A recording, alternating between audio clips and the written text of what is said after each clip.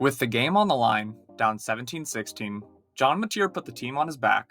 What no one knew at the time was that he did it with a broken throwing hand. That single drive cemented his legend and defined his team's new identity, but it also came at a cost. Now with Mateer sidelined after surgery, the undefeated Sooners face their biggest test yet. How can Oklahoma possibly survive without him? And the most important question of all for Sooner Nation, based on medical history from across the NFL, when can we realistically expect him back on the field? But before we go any further, if you liked fact-filled Sooner content, please like, subscribe, and hit the notification bell so you won't miss an upload.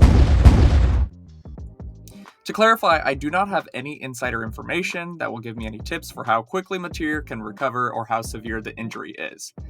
Also worth noting is that this injury can be different than ones in the past, and I don't have any insider information to indicate what kind of injury this is.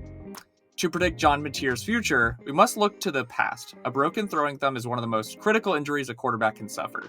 The standard surgical procedure for elite athletes is an open reduction and internal fixation, or ORIF.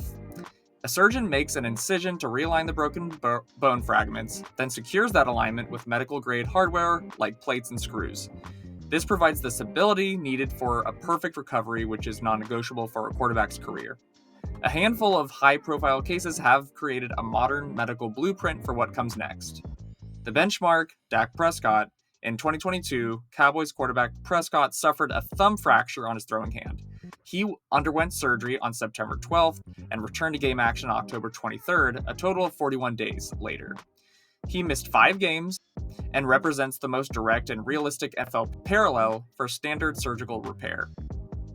In 2019, Saints legend Brees tore a ligament in his thumb and had surgery on September 18th. His procedure was augmented with an internal brace, an advanced technique that provides extra stability. He made a stunning return just 39 days later on October 27th, also missing 5 games. This represents the optimistic, best-case scenario for recovery speed. In 2021, Russell Wilson suffered a severe fracture dislocation in his middle finger. He returned in a miracle 37 days, missing only 3 games. However, this case reveals a critical distinction. Wilson's performance was uncharacteristically poor in his first few games back. In his return, his team was shut out 17-0. This proves there is a difference between being medically cleared to play and being mechanically ready to win.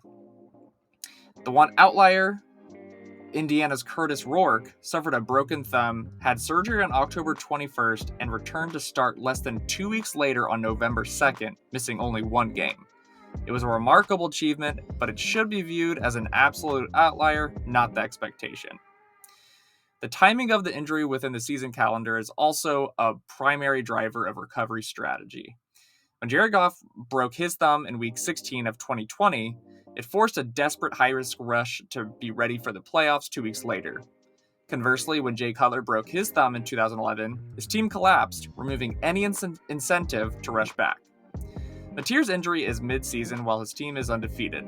This context strongly suggests the team will favor a more measured, conservative approach that prioritizes a full and complete recovery for a late-season championship push, making the Prescott 41-day timeline a much more probable model.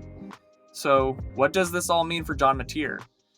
Based on the evidence, the most direct and realistic parallel for John Mateer's recovery is the 2022 case of Dak Prescott. Assuming a standard ORIF surgery for a thumb fracture, the projected recovery timeline is approximately 41 days, which would result in Mateer missing 5 games. If his surgery was on September 22nd, a 41-day timeline would target a return for the game against their opponent on November 2nd. Could he beat the timeline? It's possible.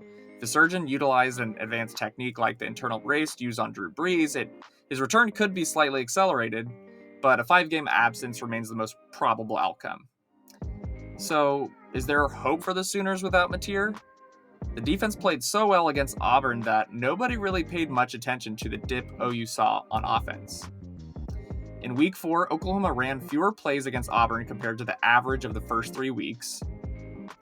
Also against Auburn, both average yards per play and success rate were lower in Week 4, indicating Auburn's defense was more effective, but also could be indicative of Mateer struggling through. Play calling showed a decrease in rushing plays and an increase in passing plays against Auburn. Auburn's defense generated more sacks against Oklahoma.